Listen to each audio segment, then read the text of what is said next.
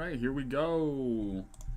Breeding education. I'm mostly doing this for my own purposes. I'm about to get into breeding. I want to know kind of the ins and outs when it comes to when's the pollen going to drop, what to expect in my F1, and kind of harvesting seeds and stuff in that kind of realm. So I need to do a little bit of that research. I need to do a little bit of refresher. I need to learn a little bit of the nitty gritty now that I'm actually getting into the process. And when it comes to the breeding, basically the update is that I have a male peanut butter breath and I am going to be harvesting pollen from it. Some of it is going to be used to pollinate another female peanut butter breath, and then some of the pollen I'm going to collect and keep to breed with some of the wedding cakes that I have going right now, assuming they are female and they actually produce what I'm looking for. So far, the peanut butter breaths are looking pretty good. They're really short, not looking for anything super particular on the peanut butter breath kind of area. I just want something that looks like it's going to yield well and create some decent structure. And we'll get into that. What should I expect coming from the male side? What should I expect coming from the female side to actually get into my genetics? And I know that's all going to depend on a lot of factors, but we'll get into it.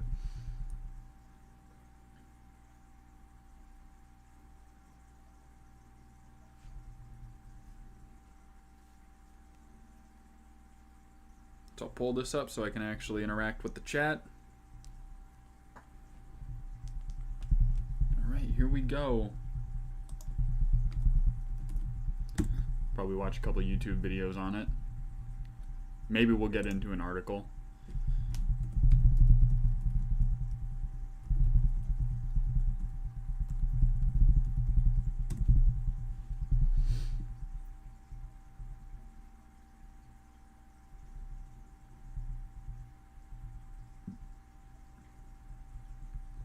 Cannabis breeding basics.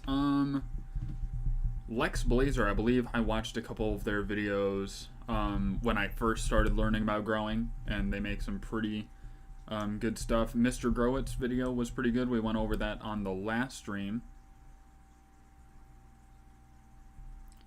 Feminized an autoflower, or a feminized autoflower selfie.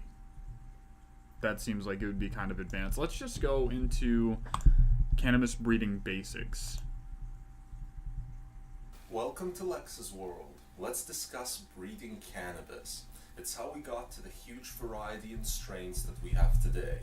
You can also use breeding to achieve very specific modifications in genes, like better pest resistance, faster flowering time, you can get new colors, certain height, or even high CBD content.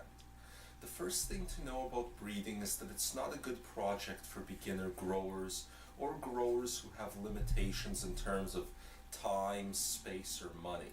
But if you got lots of experience as a grower and you have resources to spare and a passion for botany, breeding is a great challenge.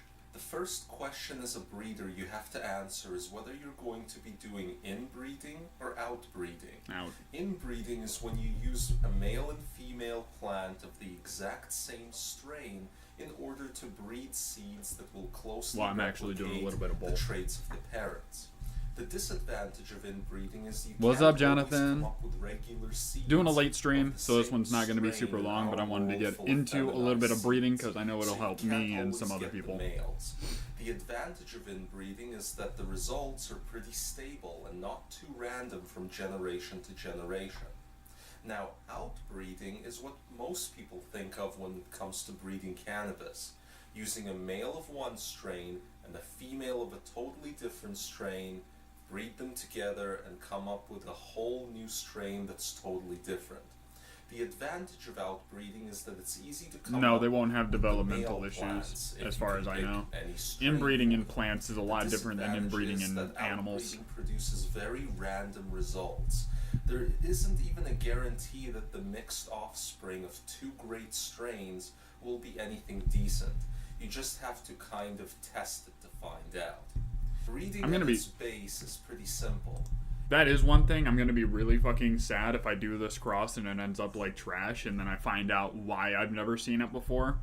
You Just grow males and females, then place them in the same room and let the females get pollinated during the flowering phase. Not much to that, you just leave them together in a room with a fan blowing to move the pollen around. I'm going to collect the pollen and and pollinate an entire room full of females easily. I need to learn how to collect pollen, and I'm going to apply it manually, I believe is the method I'm going to go with. Bat crossing is inbreeding. Yeah, it'd be inbreeding with the parent generation. After the females get which is also something I'll probably have to end up doing. Which it'll be weird to find a workaround for that. Doing one cycle of breeding is pretty easy and fun, but if you want to go further and create an actual breeding program to isolate certain traits, you have to dive into genetics. So let's talk about how you actually select what to breed from generation to generation. Your goal over possibly several generations of breeding is to figure out which traits or phenotypes in the strain are dominant and which ones are recessive.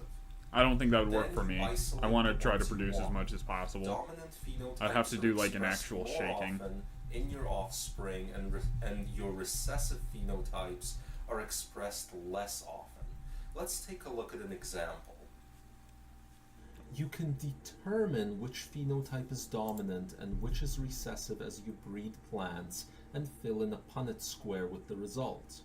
You have to read up on Punnett squares if you don't remember your high school biology, but you can probably figure out the concept by pausing and studying this example, in which a grower crossed a short green plant with a tall purple plant, his parent generation.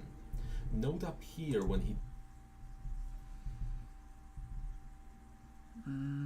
sounds like you need a special plant vibrator that attaches to the main stem. That or I can just shake it with my hand. It doesn't seem like it would be that crazy to do. I'm not doing like a huge thing. I just want to get as much pollen out as I can. On the first run, he created 4 offspring in generation 1, all of which looked short and purple, which helped him determine right away that short height and purple color were likely the dominant phenotypes. That doesn't mean that the tall height and green color phenotypes disappeared. They're still there, just recessive. Then, by generating 16 offspring in a second generation, the grower could trigger the reduced chances of witnessing the recessive phenotypes. It could be fun, I just can't buy any equipment. Creating the plant which contains only the recessive phenotypes. If his goal was the tall green plant on the bottom right, he can now breed that one, as well as others closest to it, and in generation number 3 he would have a far higher ratio of tall green plants than there was in generation number 2. You can see how quickly this evolves into an organized breeding program for whatever phenotypes you're looking for. You can become a real specialist in one particular strain or in a self-created strain. That's the gist of breeding. Lots of grow cycles and tracing genetic lines. Obviously, this is just a quick overview of the world of cannabis breeding for you guys. Dude, everyone's got something more high-tech than you do, man. Someone down in like a basement somewhere, they've got something they made that their uncle's uncle, friend's cousin taught them how to make, and they just capitalized on that and made it even more than what it was. So there's always going to be that one guy who has more than you, but if you can make do with what you have, that, in my opinion, is what makes someone who is hardcore. If you're serious about actually pursuing this, you're going to need to do a lot of reading. On top of inbreeding and outbreeding, you're also going to have... It more shows who's really down with the dirt. Because, in my opinion, it's not as fun to try to get the best equipment right off rip. It's more fun to scrap it out, see what you can do. Like, I have a setup right now that people would probably not recommend to breed in, where I have my little conditions and I have flower for yield that I'm actually going to use to consume in the same room as plants that I'm going to be breeding together.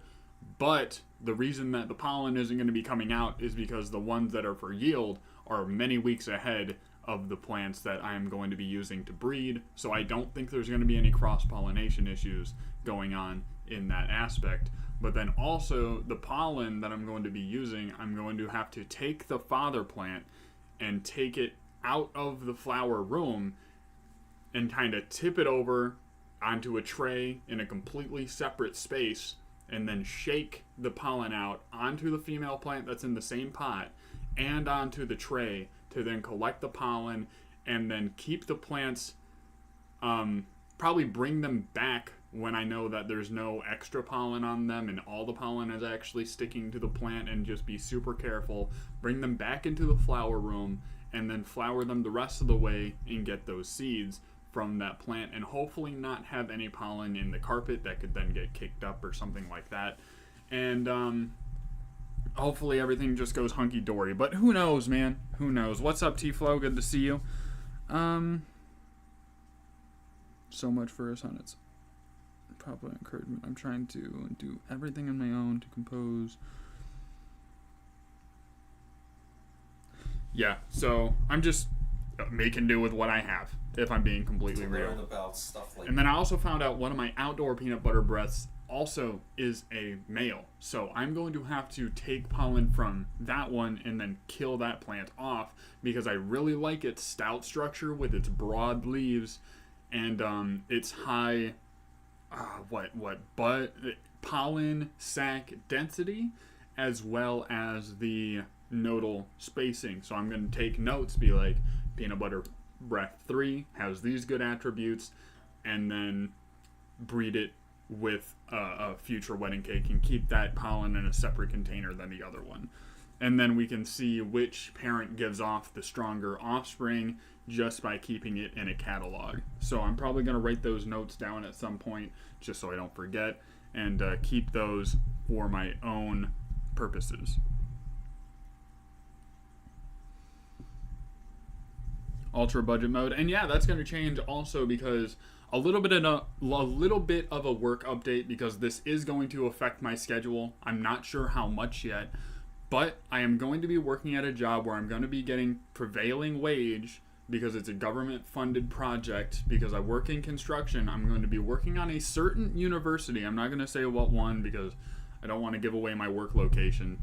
But I'm going to be working on a university. I'm going to be getting prevailing wage. I'm going to be getting paid a lot more than I do now.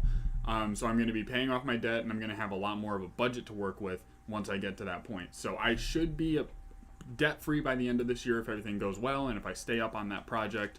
And I'm going to be doing a lot more overtime. That's where you guys come in. You're going to have to bear with me, because I'm going to be grinding it out, because I want what's best for my family. They come first. And this is a huge passion project, and I'm very thankful to have you guys along for the ride and encouraging me and seeing me through on all of my projects and videos and live streams and all that stuff. But straight up, I got to get my financials straight.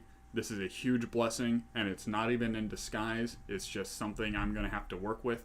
I'm going to be showing up early, staying late, working weekends, grinding it out. I'm going to be throwing all of my extra money at debt, and we're going to be living like fucking peasants until the point where I don't have a credit card, don't have a car, and don't have student loans. Once I get all that out of the way, things are going to be looking straight up. So that's good news for all of us over in the cannabis farm, and it's also looking good for my internet presence, because if I have all that off my back, I'm going to have a lot more energy to double down on what I'm doing here. You don't miss 80-hour weeks, but if I put it in the perspective that I'm going to be doing 80-hour weeks, well, I'm probably not even going to end up doing 80-hour weeks. It's probably going to end up being like 60, 65-hour weeks. And if I do 65-hour weeks for,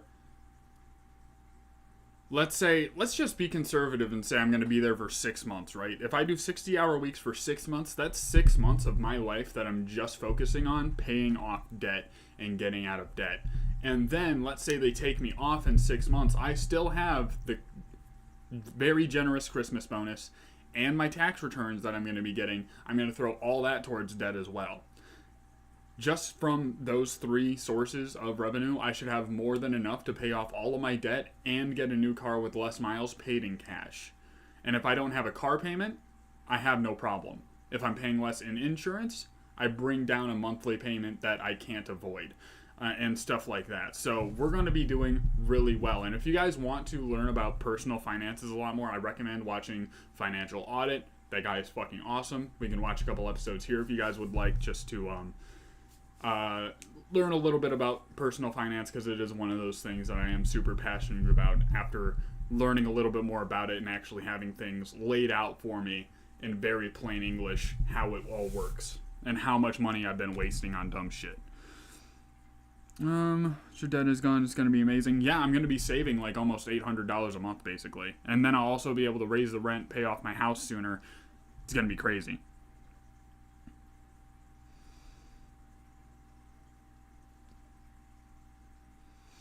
Whole week is ruined and you don't have any downtime. And the thing is, if I don't have any downtime for my father-in-law who's running the project, he said it could be a multi-year project. And if I'm on there the whole time and I'm doing 60-hour weeks, I'm going to be able to put a lot of money away. I'm going to have a fully funded emergency fund. That's going to be, the faster I get to that point, the faster it's going to be that I have a year-long emergency fund, a year of expenses saved up, which is what I want before I decide I'm going to go full on YouTube.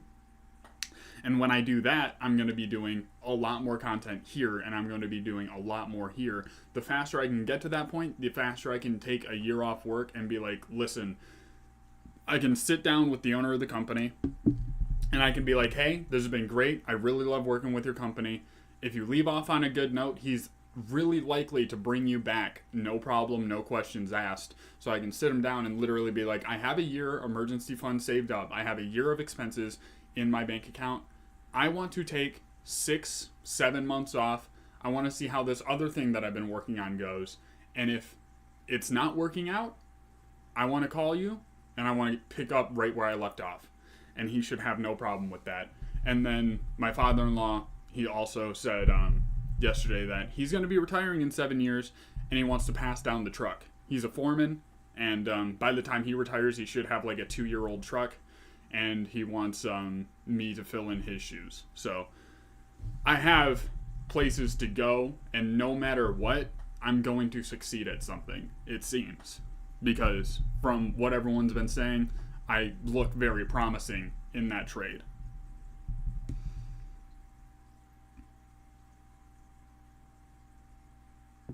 I'm going to be looking for a like an SUV type car, because I do have a family and I have things I want to be able to do. If I have extra money and I want to buy like a $3,000 pickup truck just because I want to take my toys places, like boats and dirt bikes and stuff, when I get to that point, that's something I'll look into and I'll discuss with my wife and be like, hey, can we budget this in? Can I get a beater up truck just so I can tow these things around? But that's going to be a later conversation.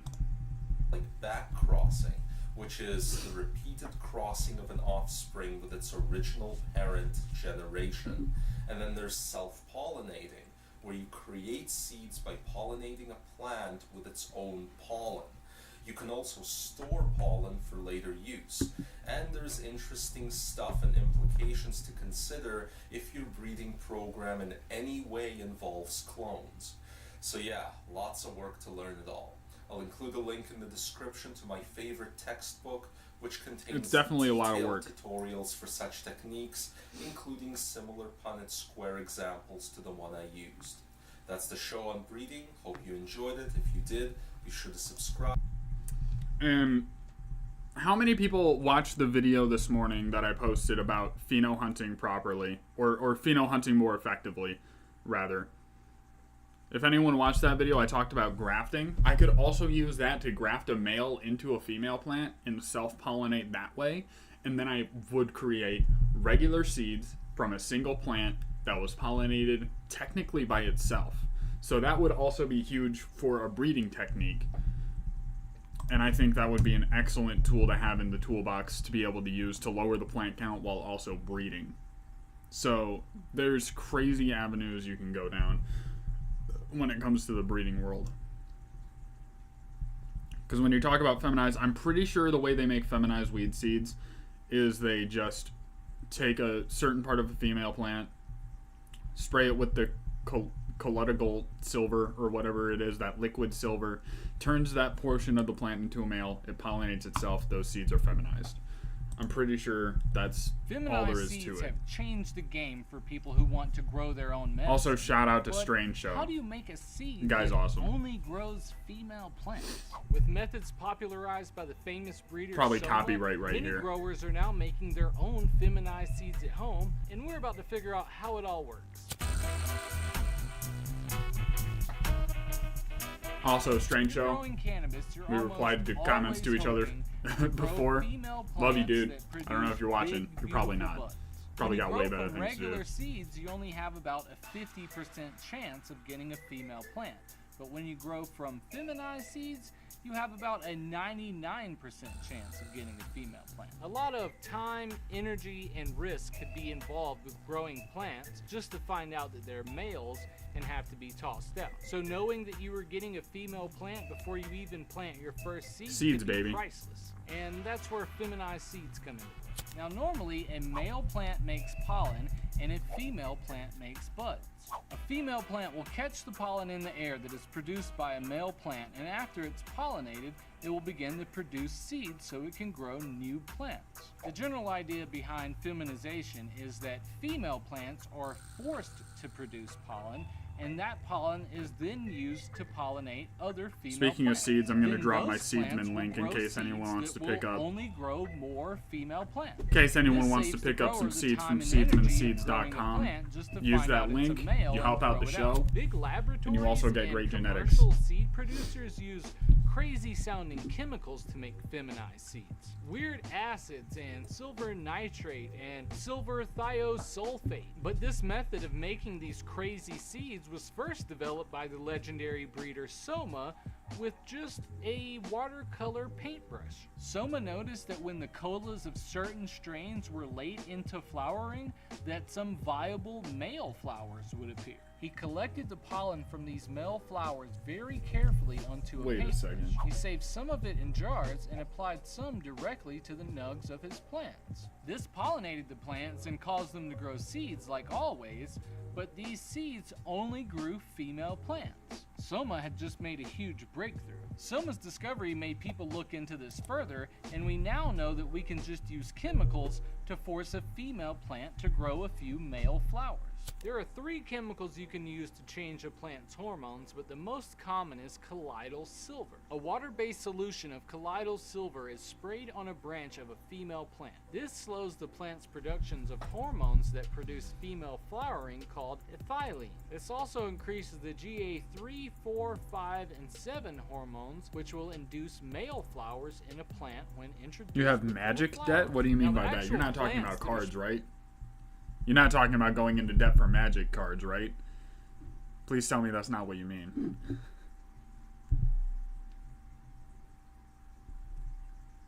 But yeah, septic systems, expensive. sprayed with silver aren't safe to smoke, but the seeds that come from these plants have made a huge impact on the market and have affected growers all over the world who want to grow their own medicine. These seeds change the way we grow, but now scientists are making cannabinoids in a petri dish without growing any plants at all. Watch this video right here to see how huge laboratories are trying to meet our huge demand. This whole 7OH drama is interesting. I kind of want to hear the nitty gritty on it and why it's such a big drama. But basically, we went over it. And they're kind of selling out, just selling substances to sell substances. And honestly, based on Up in Smoke and how much they actually did drugs, they weren't just marijuana reps.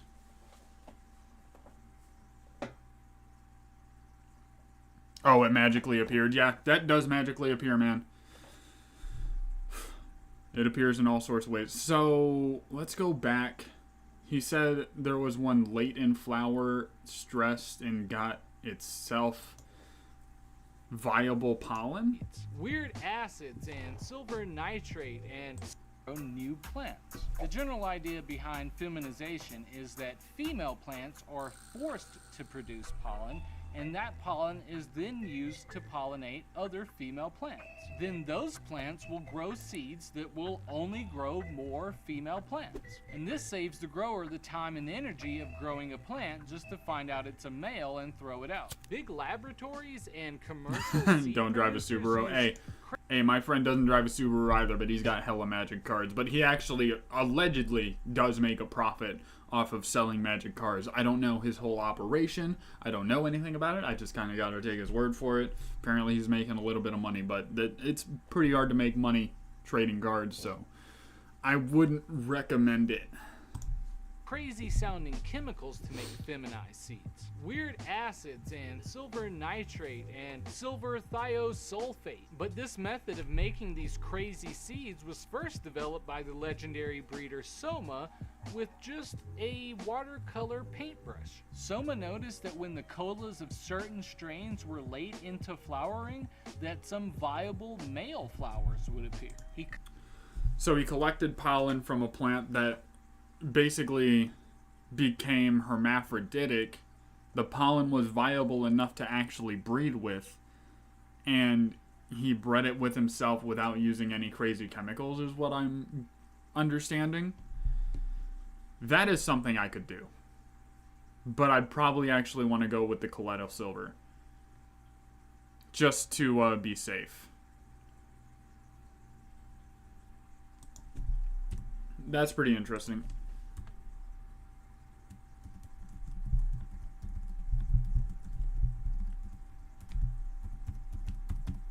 And I also learned that if you store pollen in the fridge, it can stay good up to a year, and if you keep it in the freezer, it can be good for like 2 or 3 years, and it's shelf viable for, or it's shelf stable for like a couple months. I think it's at like 3 to 6 months, something like that. Collecting and storing cannabis pollen. Hey, baby. what up, growers? This is Al from Khalifa Genetics, and today I want to show you something. I have with me something very special here. This is a vial, a little plastic vial full of cannabis pollen.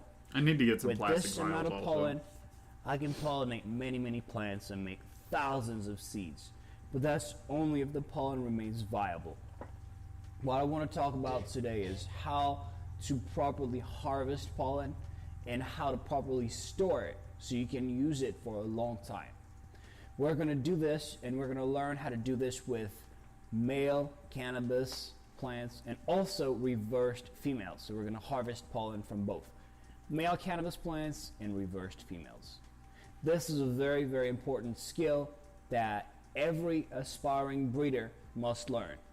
So whether you're a future breeder, a hobby pollen chucker, or even just you're watching this just to learn how to do it for educational purposes, I'm an aspiring welcome. breeder. Have any of you guys done any like pollen chucking in the past just to see what would come of it? Here's a little disclaimer before we get started. Making seeds is not as complicated as cannabis breeding as a whole. There are so many more things involved when you want to breed cannabis, when you want to create a stable cannabis strain. And we've made a lot of videos about that, so you guys can watch them, or you can read some books. For example, I have one to suggest that was written by Robert Connell Clark. It's an old book, but it's still very relevant to this day. So if you want to learn the basics of cannabis breeding, you can do that. Or if you just want to, learn how to make seeds just for fun, that's fine too. Hope you guys are ready. Let's do it. Let's talk about how to collect pollen from male plants. Collecting and storing pollen from a male plant is usually easier than harvesting feminized pollen. Male cannabis plants often produce copious amounts of pollen.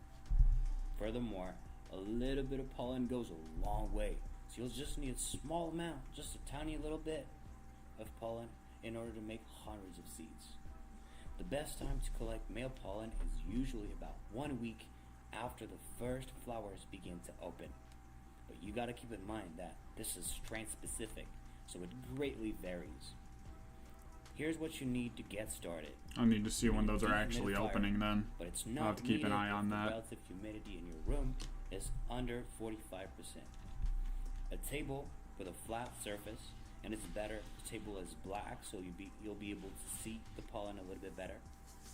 A pair of tweezers, a sieve or some mesh screen, a plastic card such as a bank card, a sheet of paper, you'll need some test tubes, and last but not least, a garden sprayer to neutralize the pollen. Because humidity destroys pollen viability by causing the pollen spores to germinate, the environment has to be very, very It said I need if the relative what humidity liquid? is over 45%, a plastic card such as a bank card, a sheet of paper, you'll need some test tubes, and last but not least, a garden sprayer to neutralize the pollen. Neutralize the Because pollen. humidity destroys pollen viability by causing the pollen spores to germinate, the environment has to be very, very, very dry. If the relative humidity is over 45%, then it will be essential for you guys to use a dehumidifier. Pollen grains are invisible, so you have to make sure that you're collecting your pollen in an airtight room or a room that's far away from your flowering females.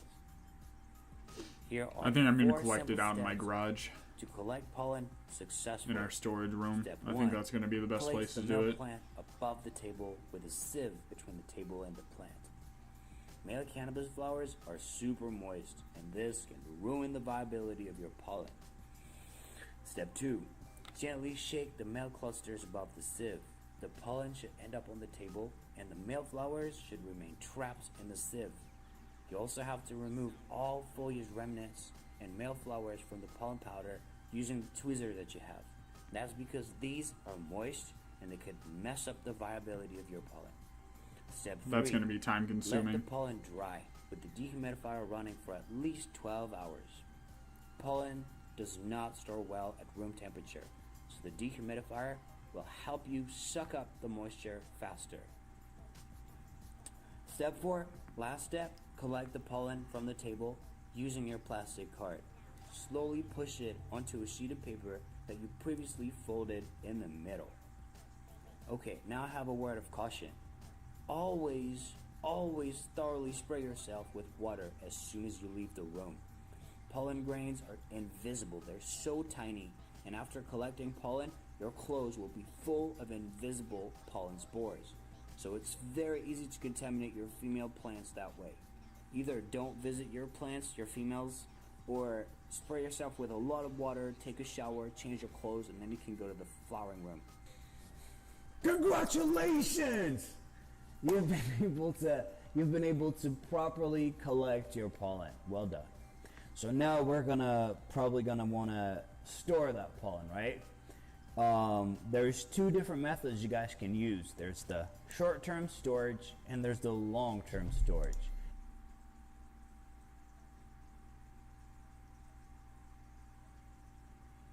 Alright, I hear the baby crying. I gotta go. I'll be back probably. Ugh.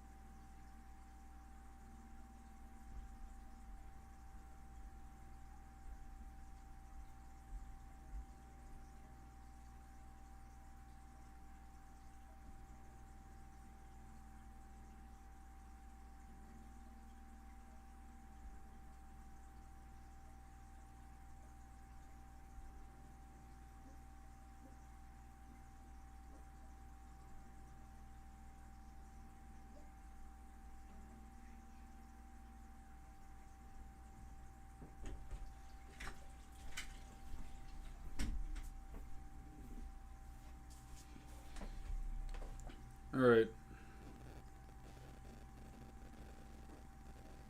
My baby is like up, so I'm gonna shut down the stream. But hey, we got to learn a little bit about cannabis breeding and where I'm gonna go from here, and a little bit about collecting pollen, which is something I desperately needed to get on. So I'm glad I have that. It seems all pretty straightforward, so I'll keep you guys updated on the breeding project. If you're new, subscribe, hit the like button on your way out, and all that good stuff. I will see you guys next time. Thank you very much.